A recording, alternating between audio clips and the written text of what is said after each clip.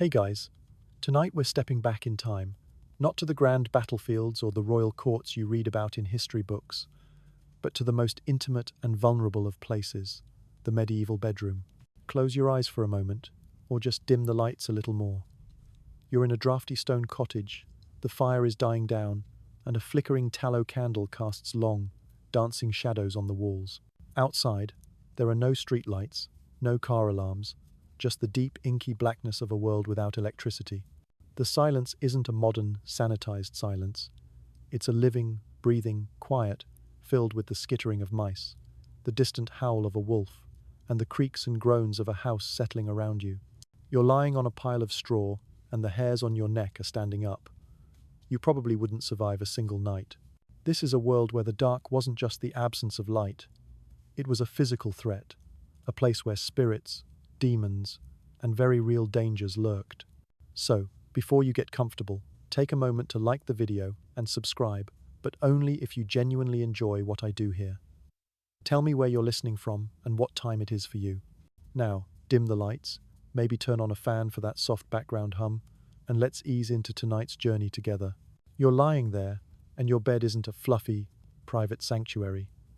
It's often just a straw-filled sack, what they called a paillasse, laid on the floor or on a simple wooden frame. The straw needs to be changed out regularly, a chore that most people probably put off for too long, leading to some interesting nocturnal infestations.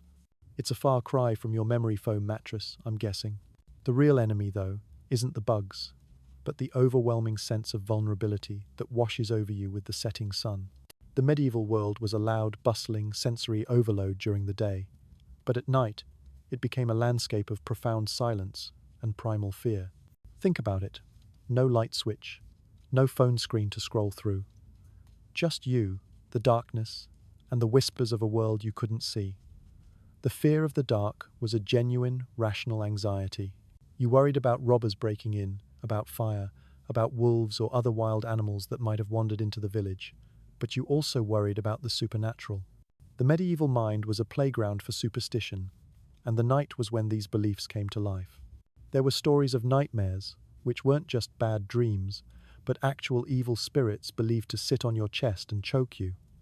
There were tales of mischievous fae and vengeful ghosts. You might sleep with a knife under your pillow, or a small religious charm hung near the bed for protection. But let's be honest, those things probably didn't feel like much of a defense against a ghost. Historians still argue whether this fear was a constant, debilitating anxiety, or if people simply accepted it as a part of life, like we accept the subtle hum of our refrigerators today. It's hard to imagine, isn't it? The difference between a real threat and a perceived one was often blurred. A creaking floorboard could be a mouse, or it could be a demon. You just didn't know. This fear wasn't something you could easily talk away, either. It was deeply embedded in the culture, in the stories you were told as a child, and in the sermons you heard at church. This cultural preoccupation with the night meant that bedtime wasn't a peaceful wind-down. It was a nightly ritual of preparing for a different kind of existence. And what about the bed itself? If you were well off, you might have had a simple wooden frame with a mattress filled with wool, rags, or even feathers, though that was a luxury reserved for the truly wealthy. But for most people, the bed was a shared affair, and that's something we'll get into a lot more as we go. You didn't just sleep with your spouse. You might sleep with your children, your siblings, or even your servants, all piled together for warmth and a sense of collective security against the things that went bump in the night. It's a concept that feels incredibly strange and intimate to our modern sensibilities. You'd be lying there, smelling the hay and the sweat of the people around you, all while listening to the wind whistle through a crack in the wall, and the only thing protecting you from the complete darkness was the faint glow of a dying hearth. A simple life, perhaps, but a profoundly different one. That collective security you just felt a moment ago, the one from the warmth of other bodies huddled together, was a very real part of medieval life. Forget what you know about the modern bedroom, where a king-size bed is a luxury and a single bed is a necessity. For the vast majority of people back then, a bed was a community space. It was an essential part of the home's layout, serving not just as a place to sleep but also as a kind of social hub.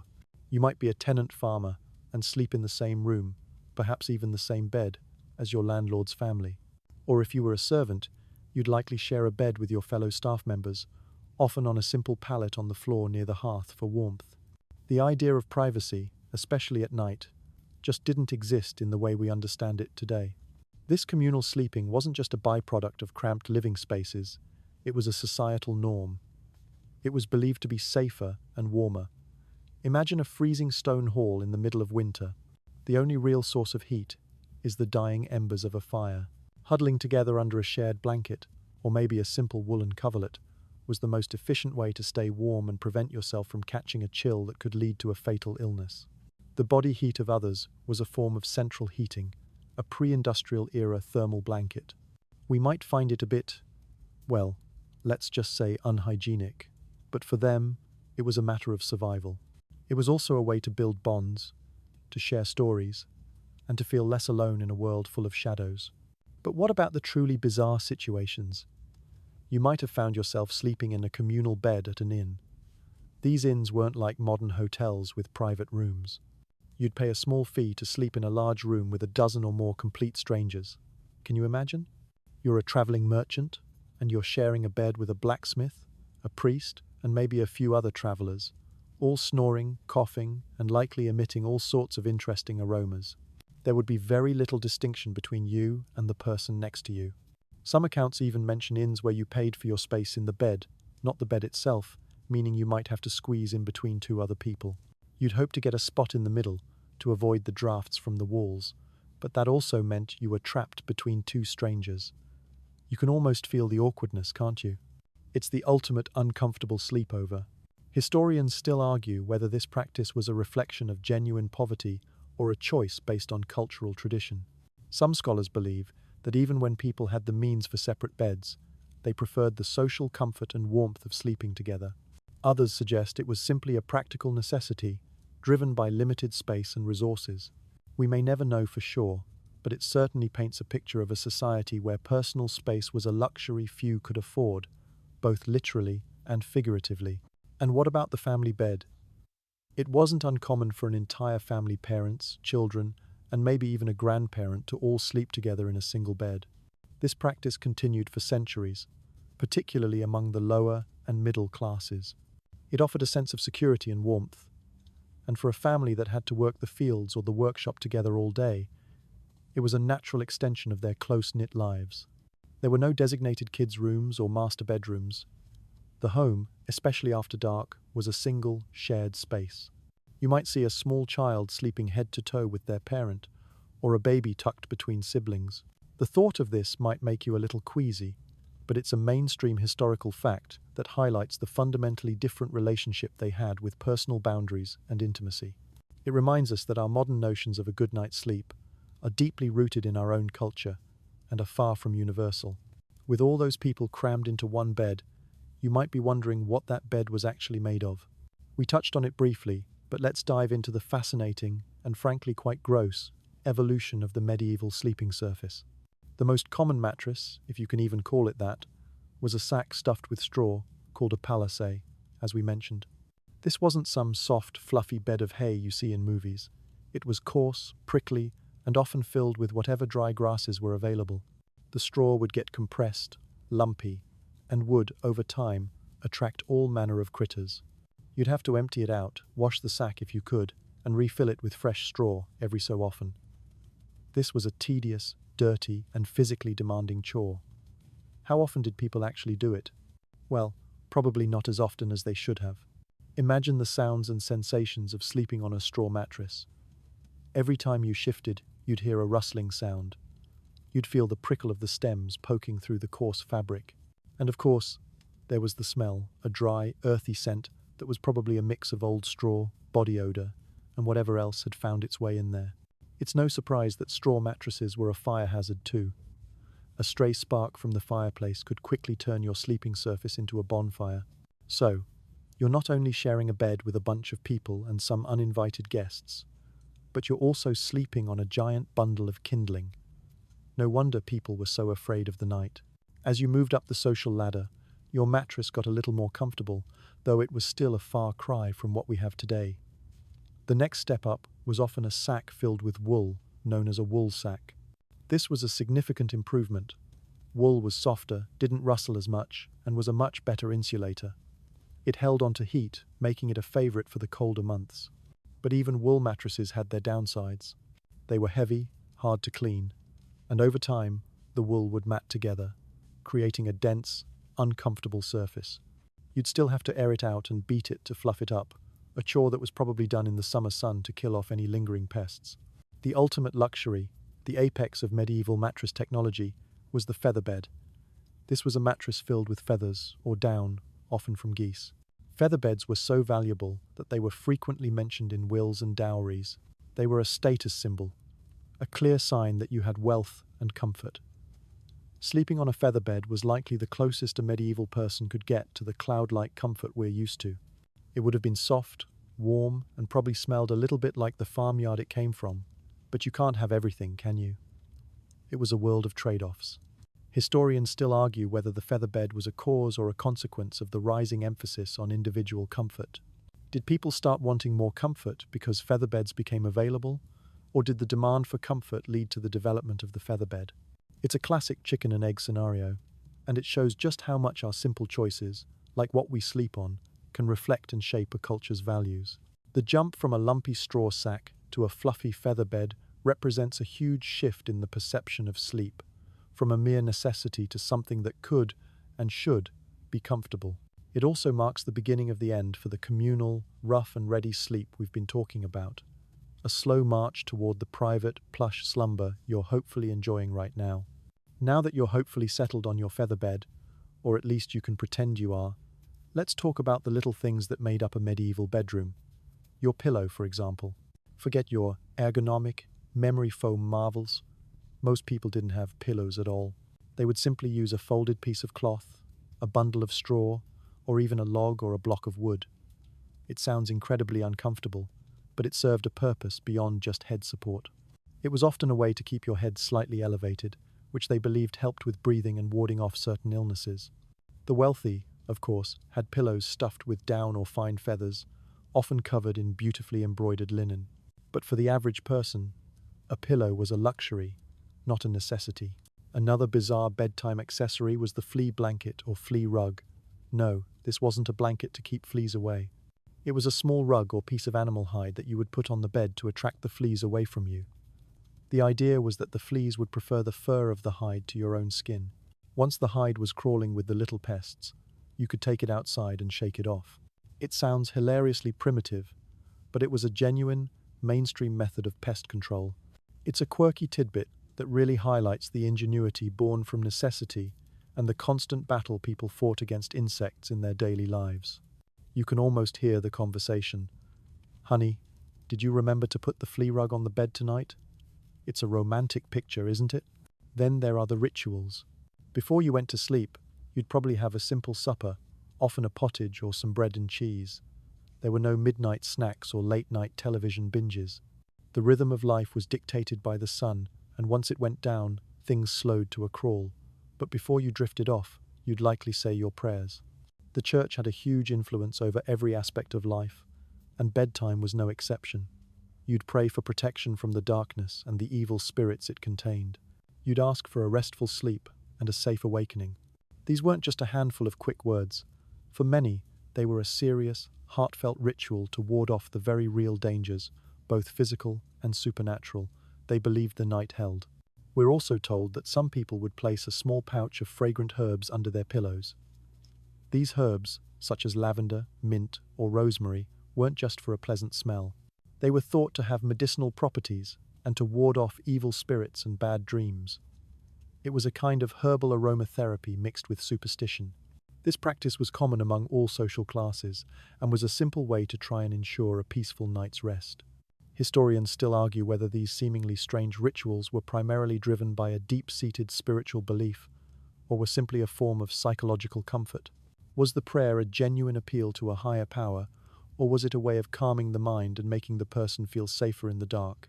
Did the herbs actually have a physiological effect, or did the simple act of placing them there provide a sense of control over an otherwise uncontrollable environment? It's a fascinating look into the human psyche and our need for routines and rituals to deal with the unknown, whether that unknown is a demon, an illness, or just a bad night's sleep. The bedtime routines you have today, from brushing your teeth to reading a book, are a modern echo of these ancient protective rituals. You just said your prayers, you've put your flea rug in place, and you're trying to get comfortable on your straw sack. But even here, in the supposed privacy of your sleeping area, the church was watching. The church's influence on medieval life was all-encompassing, and sleep was no exception. They didn't just dictate what you prayed for, they dictated when you slept, how you slept, and even what you were supposed to be doing during the hours of darkness. The day was divided not just by the sun, but by the canonical hours, specific times for prayer and religious observance. These hours didn't stop just because you went to bed. For monks and devout laypeople, the night was punctuated by the ringing of bells, calling them to matins and lauds in the pre-dawn hours. Sleep wasn't a solid 8-hour block. It was a fragmented, ritualistic affair. Beyond the bells, the church also had a lot to say about what happened in the bed itself. Sex was, of course, a huge topic of religious regulation. It was only sanctioned within the bounds of marriage, and only for the purpose of procreation. There were even specific days and times when it was forbidden. During Lent, on Sundays, and on various feast days, married couples were expected to be celibate. So, even though you might be sharing a bed with your spouse, the church's rules still loomed over your nocturnal activities, shaping both your physical and spiritual intimacy. The bed was not just a place for rest, it was a stage for moral conduct, and any deviation from the church's teachings could lead to guilt, penance, and the fear of eternal damnation. This moral policing extended to sleep itself. The state of your soul was believed to be more vulnerable during the night. They believed that while you were asleep, your guard was down, and you were more susceptible to demonic influence. This is where the belief in nightmares, literal night demons that would sit on you and cause bad dreams, comes from. These weren't just medical phenomena, they were spiritual battles. To combat this, you were encouraged to sleep in a specific position, often on your back with your hands crossed over your chest, a position that mimicked a devout state of prayer even in slumber. It was a physical and symbolic way of protecting yourself from the spiritual dangers that the darkness held. It sounds a little bit like a defensive maneuver, doesn't it? Almost like you're playing dead to a monster. Historians still argue whether this pervasive clerical influence was a source of comfort or a cause of anxiety for the average person. Did the rituals and rules provide a sense of order and safety in a chaotic world, or did they simply add another layer of fear and guilt to the already dreadful experience of the medieval night? It's a very open question. The church provided a clear framework for life, but that framework was rigid and unforgiving. The constant vigilance, the fear of demonic influence, and the strict rules about morality would have surely weighed on people's minds, even as they tried to sleep. The idea of unplugging and just resting was a completely foreign concept. Even in sleep, you were an active participant in a larger spiritual drama. So, as you lay there tonight, feeling the weight of the blankets and the quiet hum of your modern world, just remember that for a medieval person, the darkness wasn't just empty. It was a place where their very soul was on trial. With the church's watchful eye on your sleeping habits, it's no surprise that what happened inside your head was also a big deal. For medieval people, dreams weren't just random neurological firing, they were messages. They were seen as a direct line from the divine, from demons, or from your own body, and they held serious weight. People would pay close attention to their dreams, trying to interpret their meaning for clues about their future, their health, or their spiritual state. A dream about a flooded river might mean a coming illness, while a dream about flying might be a sign of a spiritual journey. The interpretation of dreams was a complex and serious business, and there were even books dedicated to it, like the Oneirocritica of Artemidorus, which was popular throughout the period. It's a bit like a medieval version of your daily horoscope, but with much higher stakes. This belief in the prophetic nature of dreams was so deeply ingrained that it influenced major decisions. A king might delay a battle because of a bad dream, a merchant might change his trade route, or a couple might postpone a wedding. You can imagine the conversations around the morning fire. I had a terrible dream last night about a black dog. We should be careful on our journey today. It wasn't a joke. It was a genuine warning.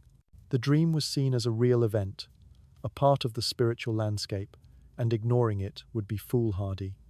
The dream world and the waking world were much more intertwined than they are for us today. But dreams weren't just about prophecy. They were also a diagnostic tool for your health. Medieval medicine was built on the theory of the four humours: blood, phlegm, yellow bile, and black bile. Your health was a matter of keeping these four humours in balance. And guess what? Your dreams were thought to be a reflection of the state of your humours. If you had a lot of dreams about fire or hot things, it might mean you had an excess of yellow bile. If you were dreaming about being in a swamp or a cold, wet place, you might have too much phlegm. This was a quirky tidbit of medical lore that doctors and healers would use to diagnose their patients. They'd ask not just about your symptoms, but about your dreams, and the interpretation of those dreams would help them decide on a course of treatment, whether that was a change in diet, an herbal remedy, or even a bit of bloodletting. Historians still argue whether this reliance on dream interpretation was a sign of a society lacking in scientific understanding or a sophisticated, if different, way of understanding the human mind. Did the dream diagnoses provide a real, if indirect, insight into a person's psychological state, or were they just a form of educated guesswork? It's hard to say, but it's clear that dreams were a mainstream historical fact that held a great deal of meaning and power. They were a window into a hidden world, a way of understanding the invisible forces at play in your life. Remember that crocodile dung sunscreen we'll get to later? The mindset that led to that is the same one that led to people dissecting their dreams for signs of phlegm imbalance. The ancient world had a very different logic, and it's a lot more interconnected than we might think. You're not just sleeping, you're on a nightly journey into a different dimension. While you're busy trying to interpret your dreams for signs of an impending phlegm imbalance, the world outside your drafty bedroom isn't sleeping. As the village settles into darkness, another figure is just getting started on their shift: the night watchman. This job, which sounds like something out of a fairy tale, was a very real and crucial part of medieval urban life. The night watchman wasn't just a guard, he was the eyes and ears of the town after dark, a human alarm system against the very real dangers that a medieval night held. He was the one who kept the peace while everyone else was huddled in their beds, praying for a safe awakening. Imagine the scene. You're walking through a dark, narrow street. The only light comes from the moon, or the occasional lamp hanging from a window. The streets are cobbled and uneven, and you're constantly on the lookout for ruffians, thieves, and drunkards. Your job is to patrol these streets, to check that the doors and windows of houses are securely fastened, and to look out for fires, a constant and terrifying threat in a world of timber-framed houses. You'd have a lantern, a cudgel, or a halberd for defense, and probably a small horn or bell to sound the alarm in an emergency. The job was lonely, cold, and dangerous, but it was absolutely essential for the safety of the community. The night watchman's work was also deeply ritualistic. He didn't just walk around aimlessly. He'd often have a specific route and a specific set of duties. He'd call out the hours, sometimes with a little rhyme or song, letting the sleeping town know that all was well. 10 o'clock and all is well, he'd shout, his voice echoing in the stillness. This was a mainstream historical fact that provided a sense of comfort and a rhythm to the nocturnal hours. The sound of his voice was a reassuring presence, a signal that someone was on guard, keeping the bad things at bay. It's the medieval equivalent of seeing a patrol car drive by your house, but somehow more personal and less automated. And what about the quirky tidbits? Well, in some towns, the night watchman was also responsible for enforcing a curfew, a word which actually comes from the French phrase couvre-feu, meaning to cover the fire. This wasn't just about people staying off the streets. It was a literal order to put out or cover your hearth fire to prevent it from spreading and causing a conflagration. The night watchman would ring a bell or shout a warning, and every household was expected to comply.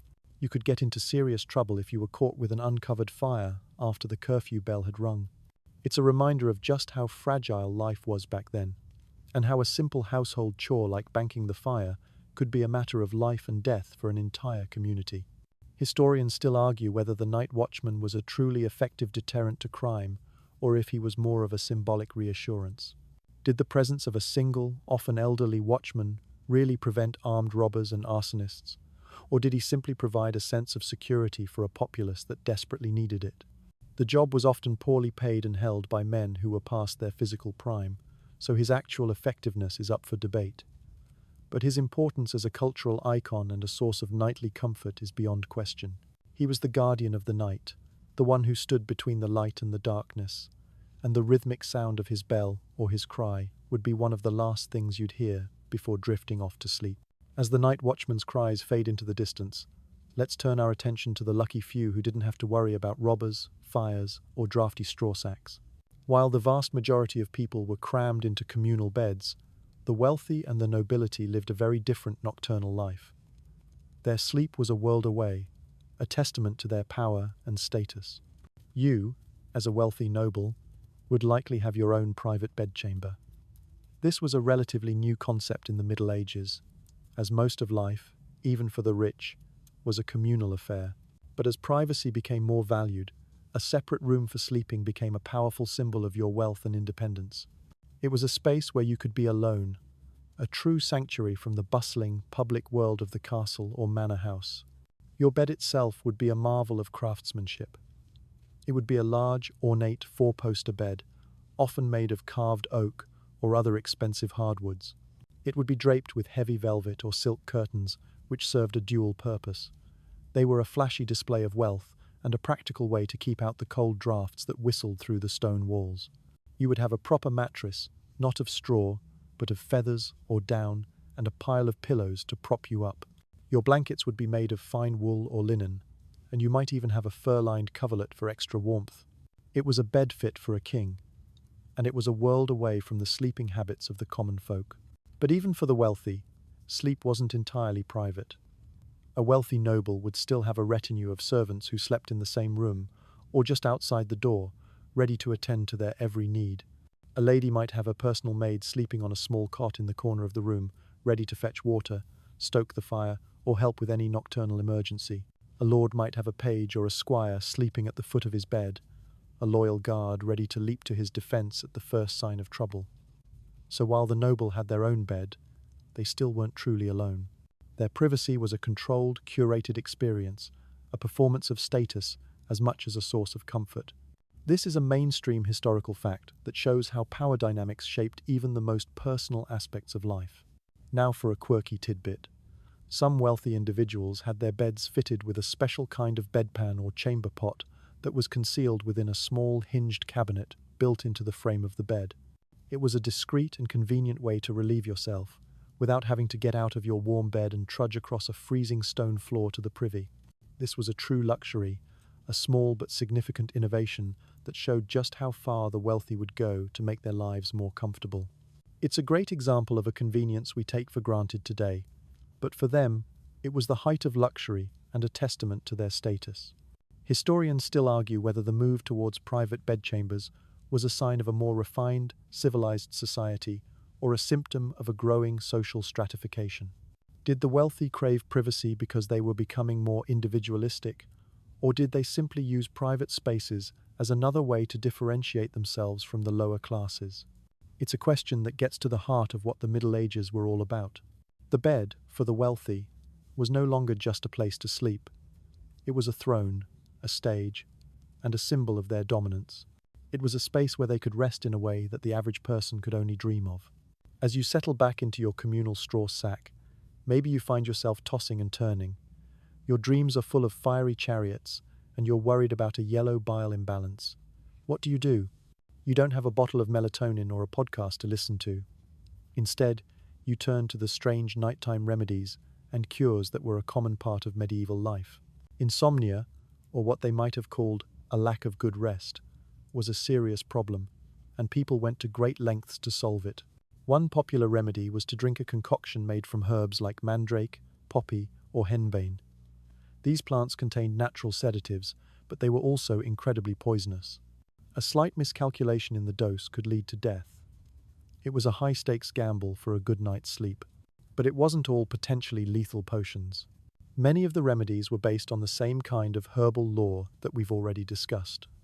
A very common cure for sleeplessness was a simple bowl of warm milk, often flavored with honey and nutmeg. This is one of those timeless remedies that still sounds pretty good today, and it probably had a genuinely calming effect, both physically and psychologically.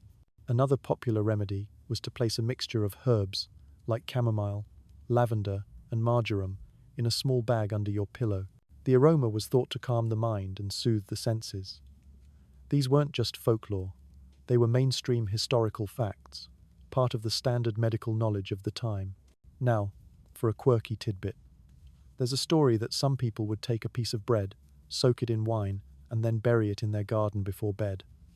They believed this ritual would help them fall asleep. It sounds completely nonsensical to us today, but it's a perfect example of how ritual and superstition were woven into the fabric of everyday life. The logic might have been something like, I've given something to the earth, so the earth will give me a good night's rest. It was a barter system with nature itself. Did it work? Well, probably not on a physiological level, but the ritual of it might have been calming enough to make a difference. The mind is a powerful thing after all. Another strange cure for insomnia involved the use of animal parts. Some texts mention wearing a small bag filled with the teeth of a dead man or a piece of a mandrake root shaped like a human. These were believed to have powerful, magical properties that could ward off sleeplessness and other ailments. It's a slightly macabre detail, but it shows the desperation people felt when they couldn't sleep. The lack of sleep wasn't just an inconvenience. It was a sign of a spiritual or physical imbalance, and it could be a precursor to more serious illness. So they would try anything to fix it. Historians still argue whether the effectiveness of these remedies was due to their actual medicinal properties or to the placebo effect. Did the mandrake really sedate you, or did the simple act of taking a remedy, believing it would work, provide enough psychological comfort to allow you to drift off? It's a debate that highlights the blurred lines between medicine, folklore, and superstition in the Middle Ages. The science of sleep was completely unknown, so they had to rely on a patchwork of theories and traditions to try and make sense of their restless nights. It's a testament to the human need to find a solution, no matter how strange it seems, to a problem that has plagued us for centuries. Now that you've hopefully fallen asleep, or at least you're calm enough to pretend, let's talk about your roommates. And I don't mean the other people you're sharing a bed with. I mean the ones with 4 legs, 8 legs, or none at all. Medieval beds, especially the straw-filled ones, were a paradise for all kinds of creepy crawlies. It's a mainstream historical fact that your bed was a bustling ecosystem of insects and other small creatures. You had fleas, lice, and bed bugs, all of which would feed on you at night. They were just a part of life, a constant irritation that everyone had to deal with. You'd wake up covered in bites and scratches, and it was considered completely normal. But it wasn't just the tiny pests. Your sleeping quarters would also be home to mice and rats. They'd scurry in the walls, under the floorboards, and sometimes, if you were really unlucky, even into your bed. They were attracted by the food crumbs and the warmth. You'd hear their scratching and squeaking all night long, a constant reminder that you were sharing your home with a whole other population. Cats were kept not just for companionship, but for their ability to hunt these rodents, a kind of biological pest control system. It was a symbiotic, if slightly terrifying, relationship. You provided the shelter, and the cat provided the protection. And let's not forget the animals. In many homes, especially those of the lower classes, animals would be brought inside at night for warmth and safety. You might have a chicken roosting in the corner of the room, or a pig sleeping on the other side of the fire.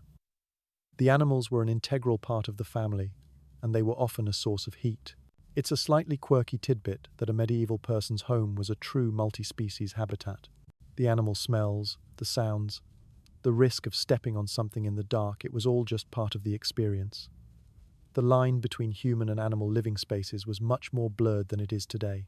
You might wake up with a dog curled up at the foot of your bed, or even a pig snoozing nearby. Historians still argue whether this close proximity to animals was a source of disease or a necessary part of a rural, agrarian lifestyle. Did living so closely with animals make people more susceptible to illnesses that could jump from species to species? Or did it provide a kind of primitive immunity to some common germs? It's a fascinating question, and one that has a lot of modern parallels. Either way, it's a far cry from the sanitized, private sleeping spaces we enjoy today.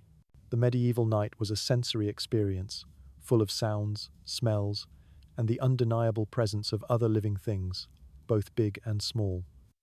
You were never truly alone, even when you were trying to sleep.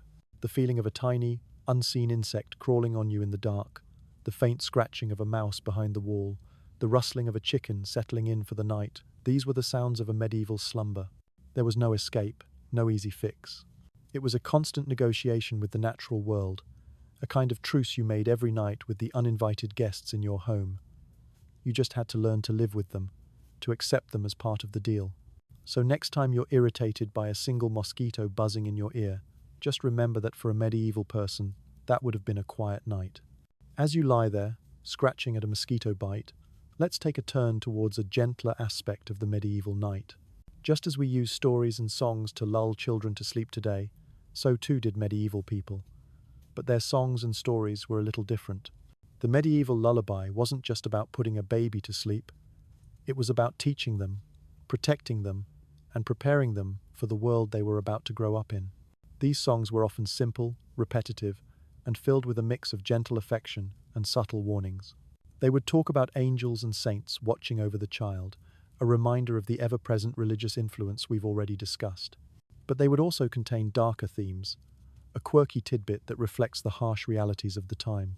A mother might sing to her child about the dangers of the night, about the wolves or the fey folk who might try to steal a sleeping baby. It was a kind of oral inoculation, a way of introducing the child to the fears and superstitions of their world in a gentle, rhythmic way. The songs were a way of saying, "The world is a scary place, but I am here to protect you, and these songs are your armor." It's a far cry from Twinkle, Twinkle, Little Star. The medieval lullaby was a kind of cultural primer, a gentle but firm introduction to the very real dangers that lurked in the darkness. And then there was the folklore. Before electricity, storytelling was a primary form of entertainment.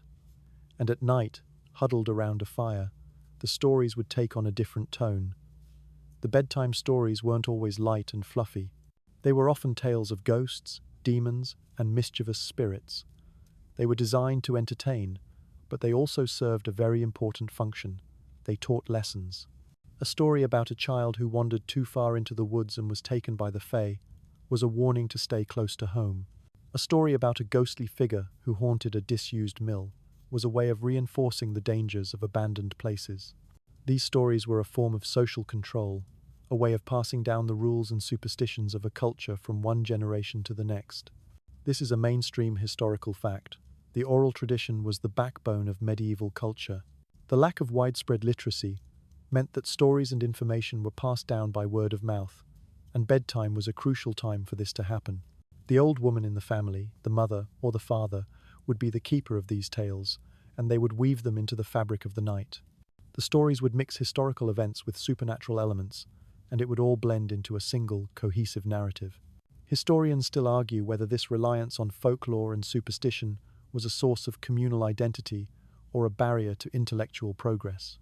Did the constant retelling of these stories bind a community together and provide them with a shared history, or did it keep them in a state of fear and ignorance, unable to embrace new, more rational ways of thinking? It's a fascinating debate, and it shows just how complex the medieval mind was. The stories weren't just for fun.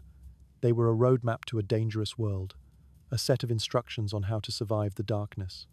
So as you drift off to sleep, just imagine a soft, rhythmic voice singing a song about angels, and maybe a small warning about not talking to strangers in the woods. You've just been lulled to sleep by a medieval lullaby, and now you're experiencing something strange. You're not sleeping for a solid 8 hours. You're sleeping for a few hours, waking up, and then going back to sleep again. This is not a sign of modern insomnia.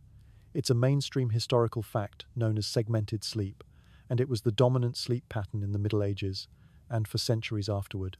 You would go to bed when it got dark, around 9 p.m. or 10 p.m., and you would sleep for a few hours, what they called the first sleep. Then, in the middle of the night, you would wake up. This waking period would last for an hour or two, and then you would go back to sleep for your second sleep until dawn.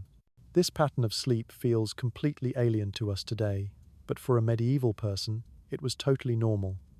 They didn't see it as an interruption, they saw it as a natural part of the night. There are countless historical documents that mention this practice, from diaries to medical texts, all of which treat the waking period as a given. It wasn't a problem to be solved. It was a part of life to be lived. They had a whole host of things they would do during this waking period, a little bit like a modern person checking their phone, but with a lot less glowing screen. The waking period was a time of quiet activity and reflection. You might get up to stoke the fire, which would have been burning low. You'd check on the children. You might get up and have a quiet chat with the people you were sharing a bed with. It was a time for reflection and prayer, a moment of stillness in a world that was often loud and chaotic during the day. It was a time to think, to ponder, to pray, and to prepare for the next sleep. It was a kind of spiritual and mental reset, a moment of quiet contemplation in the middle of the night. It's a slightly quirky tidbit that a medieval person's me time happened at 2 a.m. Historians still argue whether segmented sleep was a biological adaptation to the lack of artificial light or a cultural practice. Did the lack of electric light and the deep, inky darkness of the medieval night naturally cause our circadian rhythms to fall into this pattern? Or did people simply get used to it and develop a culture around it?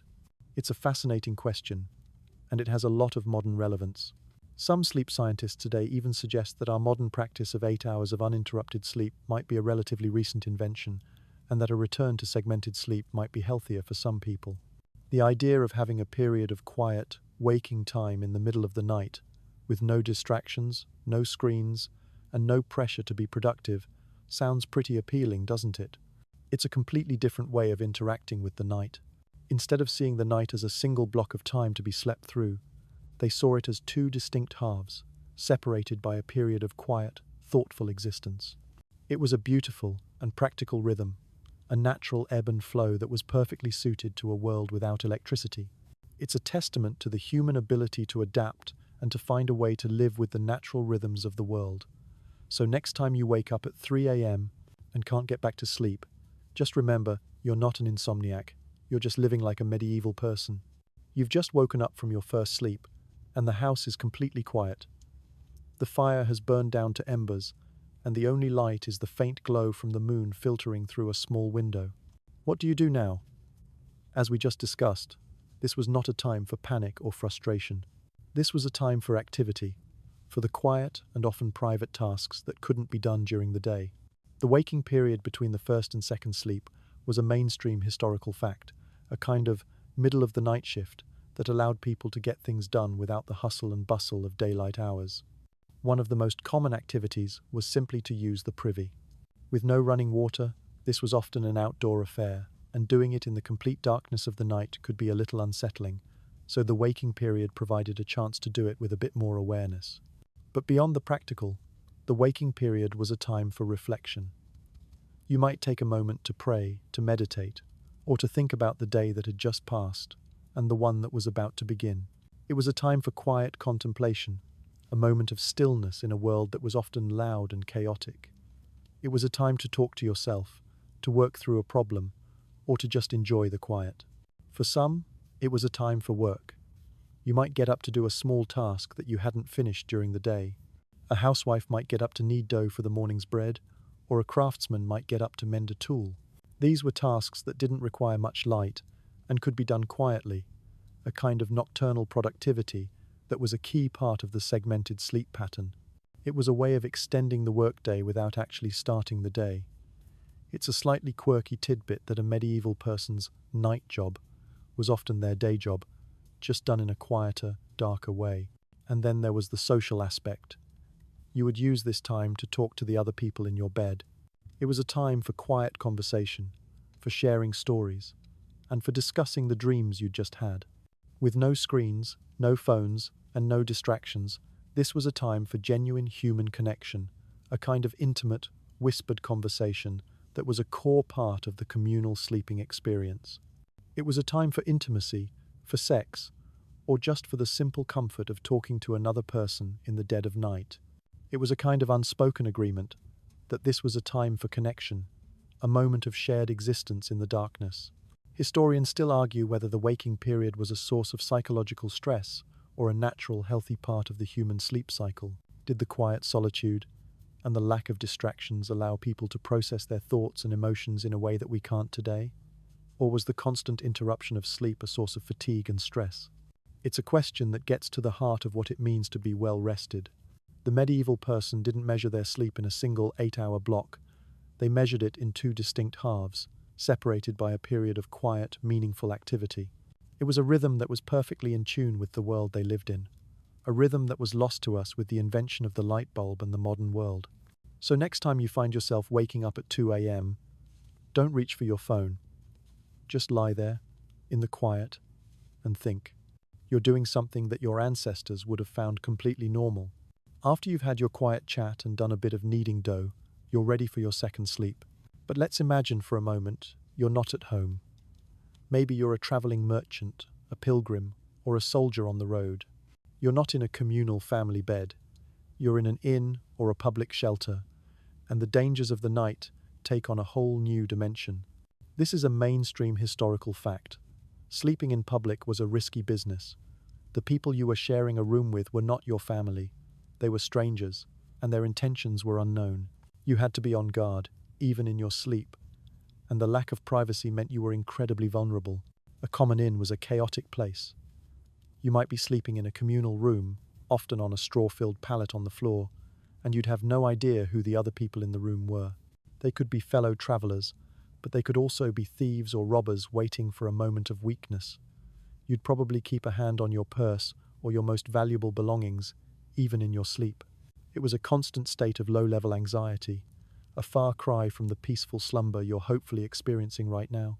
The threat of theft was real, and it was a risk you took every time you spent a night on the road. And it wasn't just thieves. The lack of sanitation and hygiene in these public spaces meant that you were also at risk of catching a disease from the person sleeping next to you. The beds were often dirty, the air was stale, and the whole place was a breeding ground for germs. It's a slightly quirky tidbit that for a medieval traveller, the greatest danger wasn't always the robbers on the road, but the germs in the inn. You might survive a long journey only to die from an illness you caught while sleeping in a communal bed. The dangers of the road didn't end when you arrived at your destination. They simply changed form.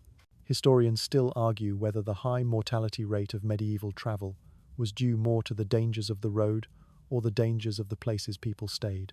Was it the bandits that killed them? Or was it the disease they picked up in a crowded, dirty inn?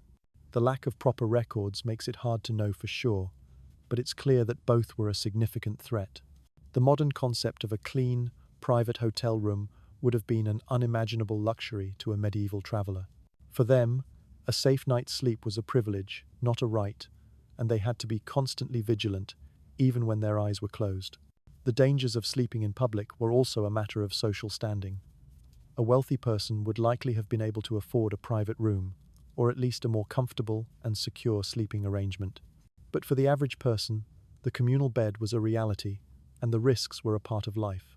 The next time you're on a long journey and you check into a hotel, just remember that for a medieval person, that simple act of closing the door and being alone in a clean, private room would have been the height of luxury, a symbol of safety and comfort that they could only dream of. The journey wasn't just about getting from one place to another, it was a constant negotiation with the dangers of the world, and that negotiation didn't end when the sun went down. After a harrowing night in a communal inn, you're back in your own, if slightly more familiar, quarters. Let's take a moment to focus on something a bit more pleasant: the smells. Now, I know we've talked about some of the less than pleasant odours of a medieval bedroom, from the straw to the unwashed bodies. But people weren't just passively accepting these smells, they were actively trying to manage them. And one of the most common ways was through the use of scents. This is a mainstream historical fact that shows a surprising level of intentionality when it came to a medieval person's sensory environment. One of the most popular ways to improve the smell of a room was to strew the floor with aromatic herbs and rushes. These plants, such as lavender, mint, chamomile, and sweet woodruff, not only smelled nice when you walked on them, but they were also believed to have health benefits. They were thought to purify the air, ward off disease, and even keep away some of the pests we've already discussed. A freshly strewn floor would have been a welcome change from the stale, musty air that often filled a medieval home. It was a simple, cheap, and effective way to make a room feel a little more pleasant. It's a bit like a medieval version of a scented candle, but you had to walk on it to get the full effect. But the use of scents wasn't just for the floor. People would also use herbs in their bedding. As we discussed, they might place a small bag of herbs under their pillow to help with sleep. But they would also stuff their mattresses and pillows with fragrant plants, such as rose petals or dried lavender.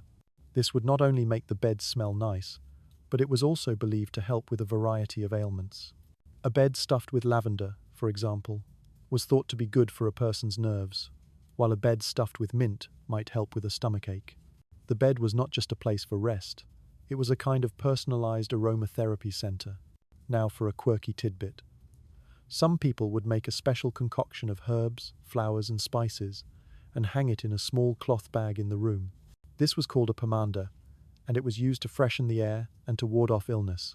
These pomanders were often beautifully decorated, and they were a status symbol for the wealthy. They would hang them in their bedrooms, their parlors, and even carry them on their person. The more exotic the spices and flowers, the more expensive the pomander. It's a great example of how a simple need, the need for a room to smell nice, could lead to a complex and beautiful art form. Historians still argue whether the use of these scents was primarily for aesthetic pleasure or for perceived medicinal benefits. Did people truly believe that a sprig of rosemary on the floor would keep them from getting sick, or did they just like the way it smelled? It's hard to know for sure, but it's clear that the medieval person was much more attuned to the sensory environment of their home than we might give them credit for. They weren't just passively living in a smelly world. You've just taken a deep breath of that sweet lavender air, and you feel a little more relaxed. Now, let's connect this to something we touched on before: the body itself. We mentioned how dreams were used to diagnose your humors, and this is a mainstream historical fact that was a cornerstone of medieval medicine.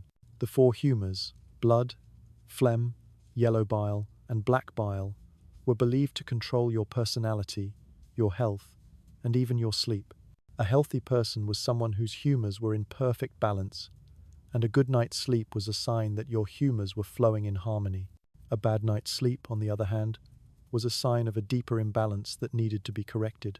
So, how did your humors affect your sleep? Well, if you had too much blood, you might be prone to insomnia and feverish dreams. Too much phlegm, and you might be a sluggish sleeper, prone to long, deep sleeps and lethargy. Too much yellow bile, and you might be an angry sleeper, prone to nightmares and agitation. And too much black bile, and you might be a melancholic sleeper, prone to waking up with a sense of dread and sadness. These weren't just theories, they were a central part of how people understood their own bodies. It was a kind of personalized, internal landscape that had to be carefully managed. And the management of these humors was a big business. A doctor might prescribe a change in diet, a specific herbal remedy, or even a bit of bloodletting to correct an imbalance. The time of year, the time of day, and even the phase of the moon were all believed to affect your humors, and a doctor would take all of these into account when making a diagnosis. It's a slightly quirky tidbit that a medieval doctor's bedside manner would have involved a lot more questions about your dreams and your temperament than your actual physical symptoms. The mind and the body were seen as a single, interconnected system, and a problem in one would inevitably lead to a problem in the other. Historians still argue whether the theory of the four humors was a complete dead end or if it contained a kernel of truth. Did the medieval person's emphasis on balance and diet have a genuinely positive effect on their health, even if their reasoning was flawed? Or was the whole thing a pseudoscience that did more harm than good? It's a fascinating question, and one that's hard to answer. But what's clear is that the theory of the four humors provided a comprehensive framework for understanding the human body, a kind of unified field theory for medieval medicine. It gave people a sense of control over their own health, and it gave them a way to interpret the mysterious and often frightening experience of illness. The connection between your humors and your sleep was a direct one. A good night's sleep was not just a matter of luck, it was a matter of proper self-care, of managing your diet and your temperament. It was a sign that you were a balanced, healthy person, and it was something to be proud of. And a bad night's sleep was a clear warning sign, a signal that you needed to make a change. The bed wasn't just a place to rest. It was a diagnostic tool, a window into the inner workings of your body. So next time you have a bad night's sleep, just think, maybe your yellow bile is a little off. Speaking of your yellow bile being a little off, let's talk about the scariest part of the medieval night, the nightmare. We've mentioned it before, but it's time to dive into this one a bit more deeply. For us, a nightmare is just a bad dream, a physiological response to stress, or a late-night slice of pizza. For a medieval person, a nightmare was a real, physical entity. It was an evil spirit or a demon, a tangible being that would sit on your chest and choke you, causing you to have a terrifying dream. This is a mainstream historical fact, and the word itself comes from the Old English word mare, meaning a female goblin or demon. Imagine the terror of this belief. You're not just having a bad dream, you're being physically assaulted by a demon. The dream isn't an internal event, it's a battle for your soul. You would wake up gasping for air, with a sense of immense pressure on your chest, and you would genuinely believe that you had just fought off a demon. You might wear a religious charm, or a small bag of herbs, or a piece of a mandrake root to protect yourself. But these things were not just for luck. They were for literal, physical protection against a supernatural entity. It was a terrifying reality, a constant state of vigilance against the spiritual dangers of the night. And the nightmares weren't just random. They were believed to be sent by the devil or other evil spirits to tempt you, to corrupt you, or to just scare you into a state of spiritual weakness. They were a part of the constant spiritual warfare that was a central part of medieval life. A bad dream wasn't just a bad dream.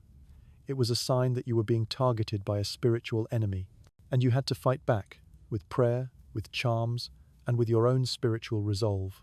It's a slightly quirky tidbit that a medieval person's sleeping habits were a kind of spiritual combat.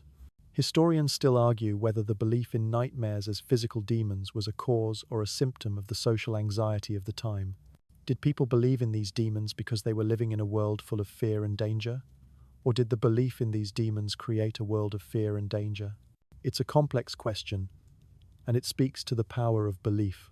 The medieval mind was a landscape of superstition and fear, and the nightmare was a very real part of that landscape.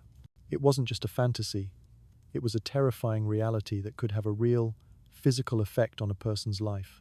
The next time you wake up from a bad dream, just remember that for a medieval person, that wasn't a dream at all. It was a demon, a spirit, a goblin, sitting on your chest, trying to choke you. The feeling of waking up, gasping for air, was a sign of your victory, a sign that you had fought off the enemy and survived to see another day. The medieval night wasn't just a time for rest. It was a time for war, a time for battle, a time for fighting off the forces of evil. And the bed, your bed, was the battlefield.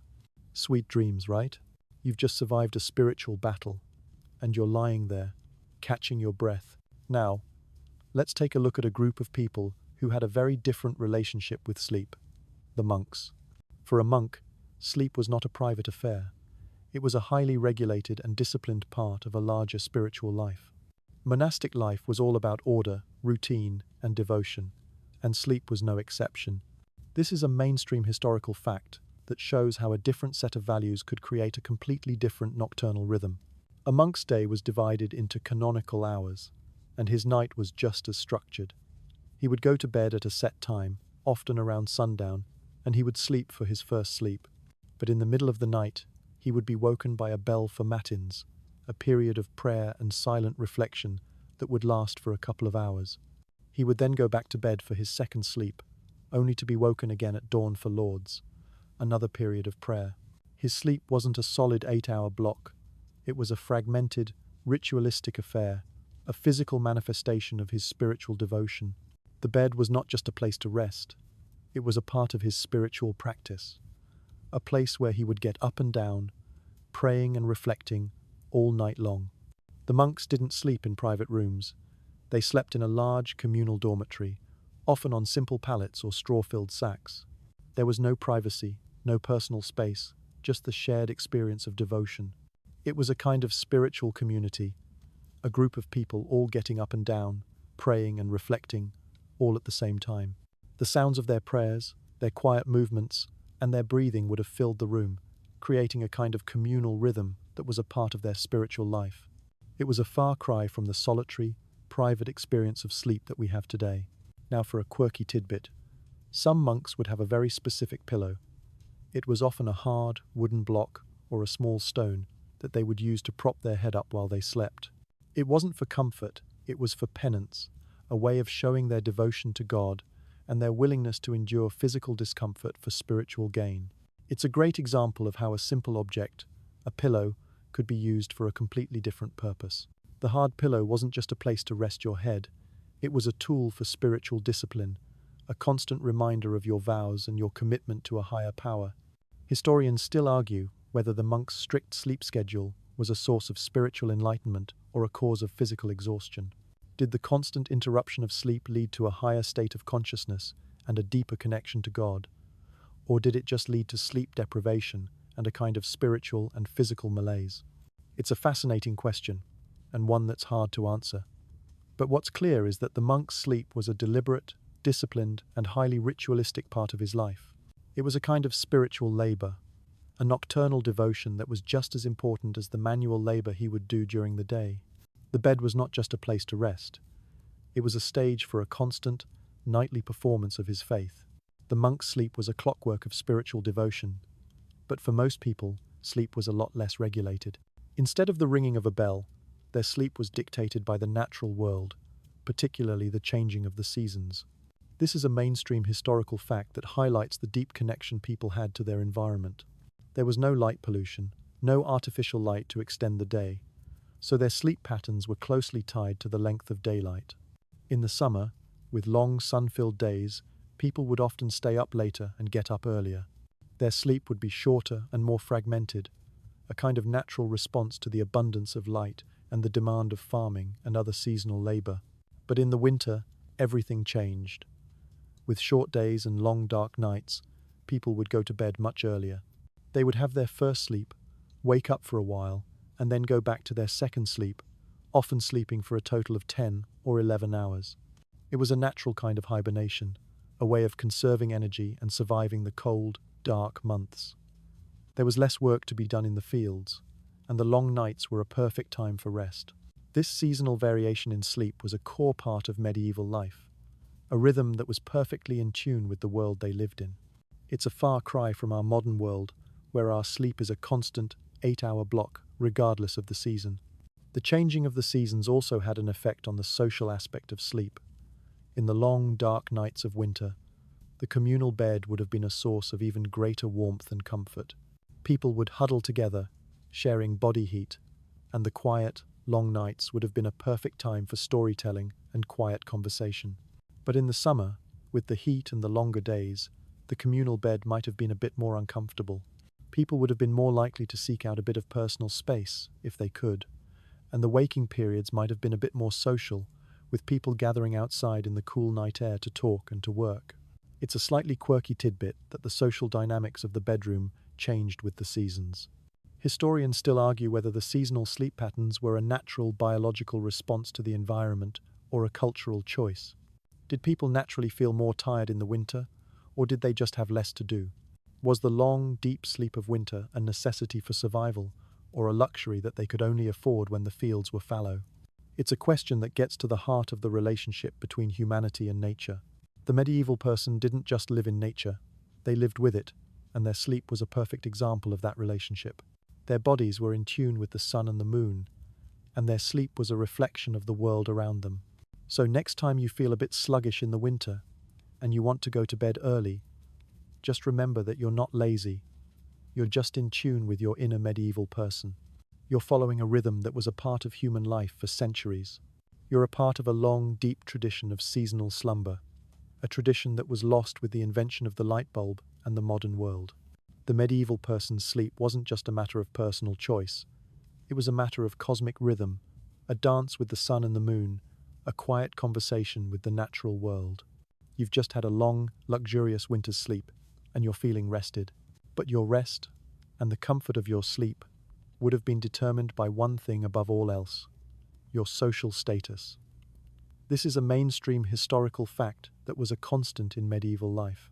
Sleep was not an equalizing force, it was a reflection of the social hierarchy. The king and the queen slept in a completely different world than the peasant, and the differences weren't just about the quality of the mattress, they were about privacy, security, and the very concept of a personal space. At the very top of the hierarchy, the king would have a magnificent bedchamber, often with a large, ornate bed, heavy curtains, and a retinue of servants sleeping nearby. His bed was a throne, a symbol of his power, and his sleep was a matter of national security. But for a wealthy merchant or a high-ranking noble, the sleep would be a little less grand, but still incredibly comfortable. They would have a private room, a good mattress, and a sense of security that the average person could only dream of. The sleep of the wealthy was a private, curated experience, a world away from the communal, chaotic sleep of the lower classes. For the average person, the peasant or the artisan, the sleep would be a communal affair. They would be sharing a bed with their family, their servants, or even their animals. Their bed would be a simple straw-filled sack, and their security would be a matter of luck and the goodwill of their neighbors. Their sleep was a public event, a shared experience, and there was no sense of personal space or privacy.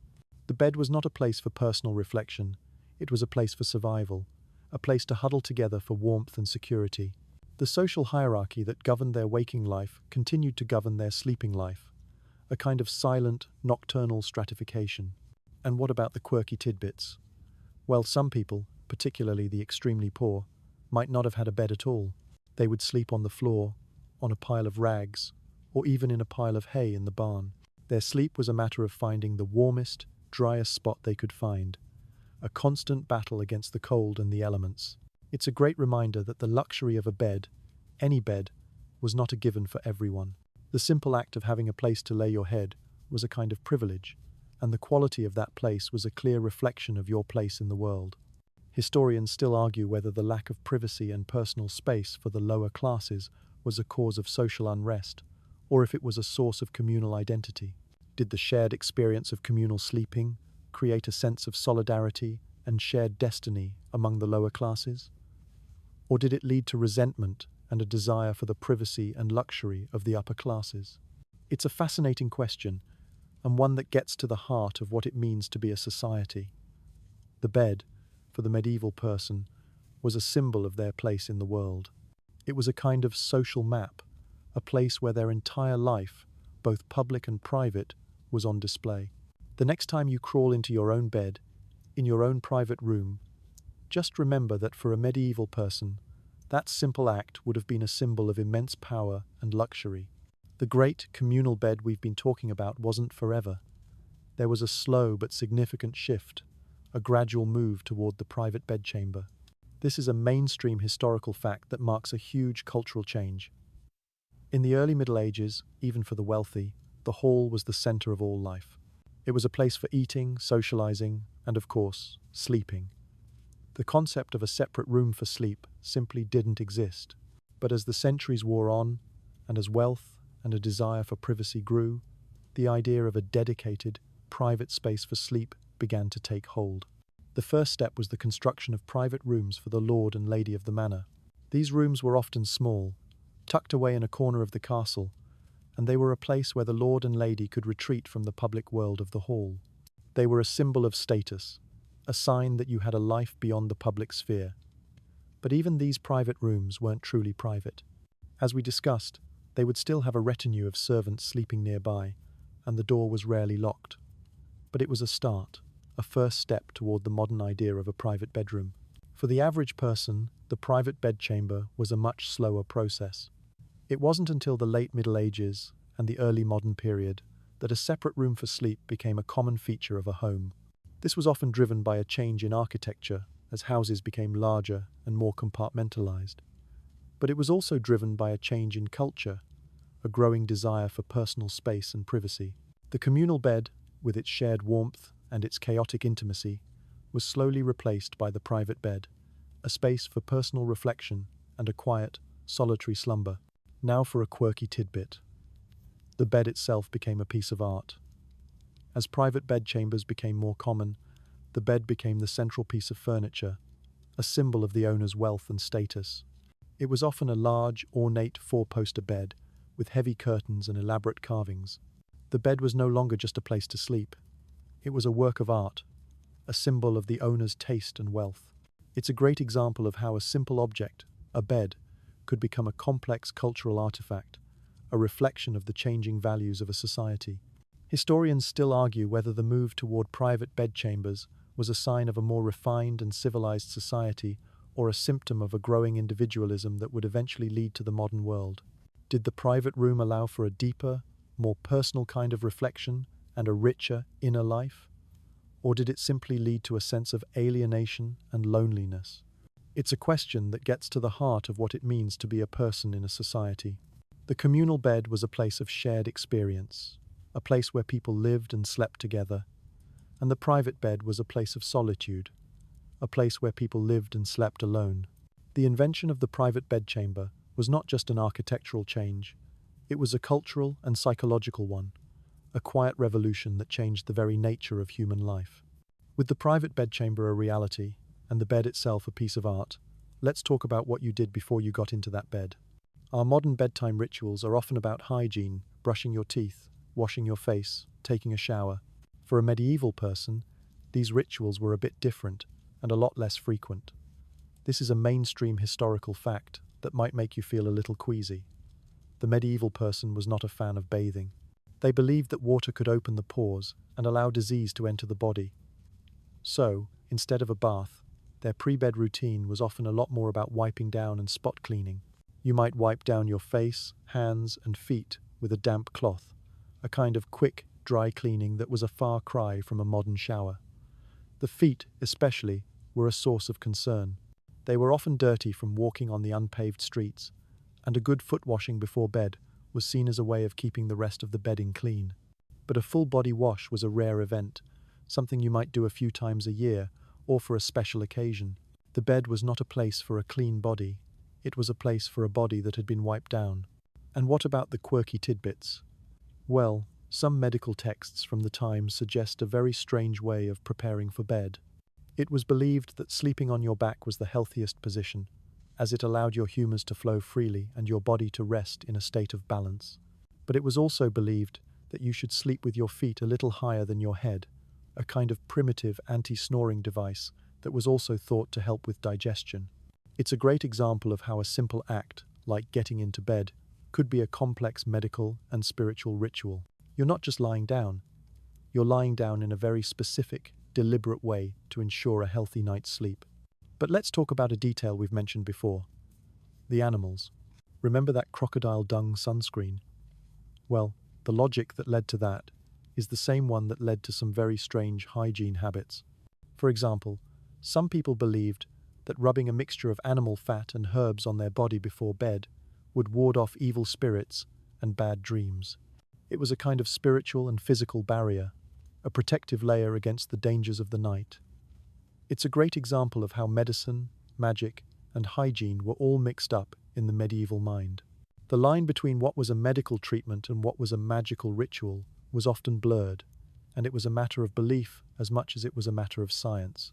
Historians still argue whether the lack of bathing and the strange hygiene habits of the medieval person were a cause of the widespread disease of the time. Did the lack of cleanliness make people more susceptible to illness? Or was the lack of bathing a sensible response to a world without clean water and proper sanitation? It's a question that gets to the heart of how we think about cleanliness and health. For the medieval person, cleanliness was not about soap and water. It was about managing your humors, protecting yourself from spiritual dangers, and doing what you could to stay healthy in a world that was often dirty and dangerous. The pre-bed routine wasn't about getting clean, it was about getting prepared. You've just rubbed some animal fat on your skin, and you're now in your bed, a straw-filled sack on the floor. Let's take a moment to look at this humble object. We've mentioned it a few times, but it's time to dive into the nitty-gritty of the medieval mattress. The mattress, or the lack thereof, was a clear indicator of your social standing and your wealth. This is a mainstream historical fact that was a constant in medieval life. For the vast majority of people, the mattress was a sack filled with straw or hay, a simple, cheap, and effective way to get a little bit of cushioning from the hard floor. But this mattress had its downsides, as we've discussed. It was lumpy, it was a fire hazard, and it was a paradise for all sorts of bugs. You would have to change out the straw every few weeks or months, a tedious, dirty chore that was probably put off for as long as possible.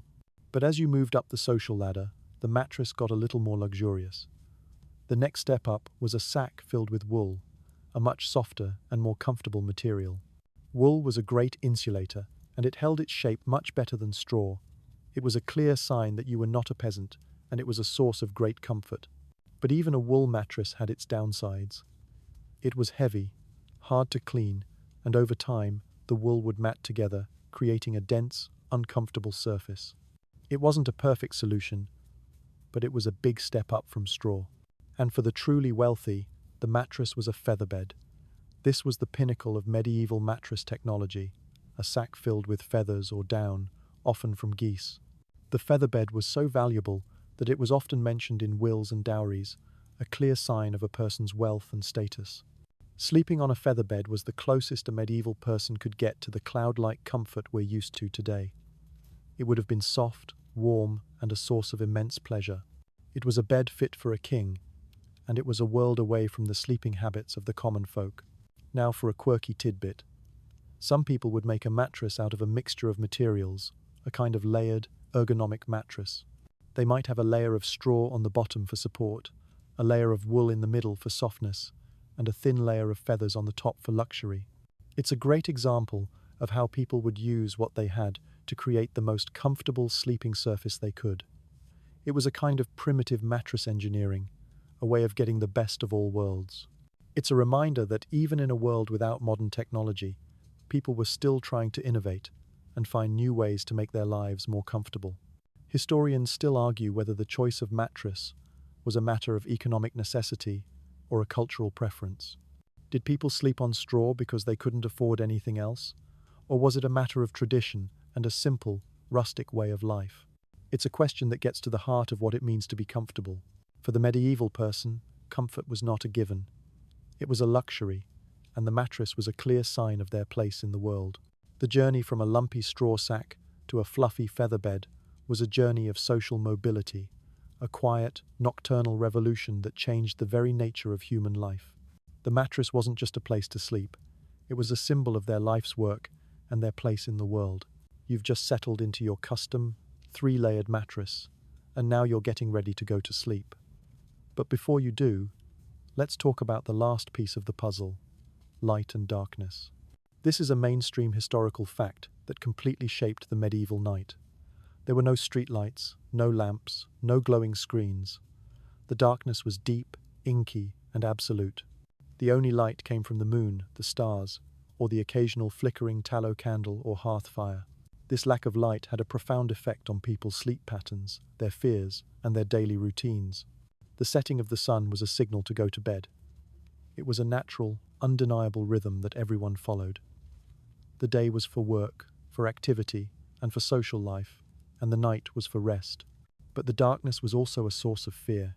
As we discussed in the first section, the dark was not just the absence of light, it was a physical threat, a place where spirits, demons, and real dangers lurked. People were genuinely afraid of the dark, and they did what they could to ward it off. They would sleep with a small candle burning, a kind of primitive nightlight, or they would make sure the hearth fire was glowing. The light, no matter how small, was a source of comfort, a physical barrier against the unknown. But the light of the fire and the moon also had an effect on sleep.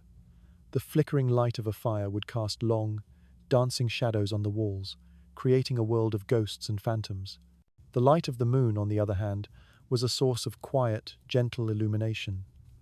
People would often use the moon to tell time, a kind of primitive clock that was a constant in the nocturnal world.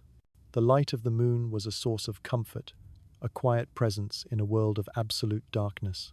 Now for a quirky tidbit. Some people believed that sleeping with the light of the moon on your face could make you go crazy, a belief that gave us the word lunatic. It was believed that the moon had a kind of magical power, a strange influence that could affect a person's mind. So people would often cover their heads, or sleep with their backs to the window to protect themselves from the moon's strange power. It's a great example of how a simple natural phenomenon, the light of the moon, could be a source of both comfort and fear. Historians still argue whether the lack of artificial light was a cause of the segmented sleep pattern, or if it was a source of spiritual and psychological well-being. Did the lack of light force people to adapt to a different sleep pattern, one that was more natural and in tune with the world? Or did the deep, inky darkness of the medieval night lead to a kind of psychological stress and a sense of fear? It's a fascinating question, and it gets to the heart of what it means to be a person in a world without electricity. The darkness wasn't just a physical phenomenon, it was a cultural and psychological one, a force that shaped a person's life in a million small ways. The invention of the light bulb was not just a technological change, it was a cultural and a psychological one. It changed our relationship with the night, with the darkness, and with our own sleep. The medieval person's night was a world of ghosts, of spirits, and of real dangers. Our night, on the other hand, is a world of screens, of electricity, and of constant, gentle illumination. We've lost a little bit of that quiet fear, that sense of the unknown, and we've traded it for a world of constant light. The medieval night was a world of shadow and mystery, a world that we can only imagine. You've just heard the last story, the final account of a medieval night. The flickering candle has burned down to a nub, and the room is settling into a quiet, peaceful darkness. We've journeyed through a world of communal beds, of straw sacks and feather beds, of night watchmen and nightmares. We've seen a world where sleep was not a solid 8-hour block, but a fragmented, ritualistic affair, punctuated by prayer, reflection, and quiet conversation. It was a world of deep, inky darkness, of strange nighttime remedies, and of a profound connection to the natural rhythms of the seasons. The medieval night was a world of mystery, a world of fear, but it was also a world of quiet comfort, a world that we, in our modern, electrified world, have completely lost. This is a mainstream historical fact that gives us a glimpse into a world that is completely different from our own. The medieval night was a quiet world. There were no cars, no trains, no airplanes, just the natural sounds of the world. The distant howl of a wolf, the hoot of an owl, the rustling of the leaves in the wind, these were the sounds of a medieval slumber. It was a world of deep, profound silence, a silence that we can only dream of. The only sounds were the natural sounds of the world, and the sounds of your own body, your own breathing, your own heartbeat. It was a world of profound quiet, a world where you could truly be alone with your thoughts. It's a slightly quirky tidbit that a medieval person's quiet time was a lot quieter than our own. Historians still argue whether the quiet comfort of the medieval night was a source of psychological well-being or a source of profound loneliness. Did the quiet and the solitude allow for a deeper, more profound kind of reflection and a richer inner life?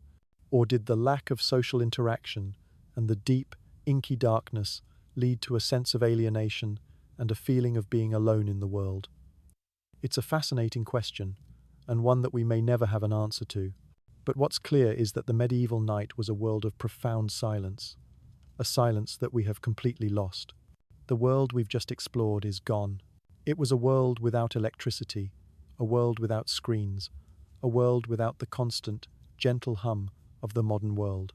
It was a world where a bad night's sleep was not just an inconvenience, but a spiritual and medical event. It was a world where the bed was not just a place to rest, but a stage for a constant, nightly battle against the forces of evil. It was a world of communal warmth, of shared stories, and of a deep, profound connection to the natural rhythms of the world. It was a world that we can only imagine, a world that exists now only in the whispers of history.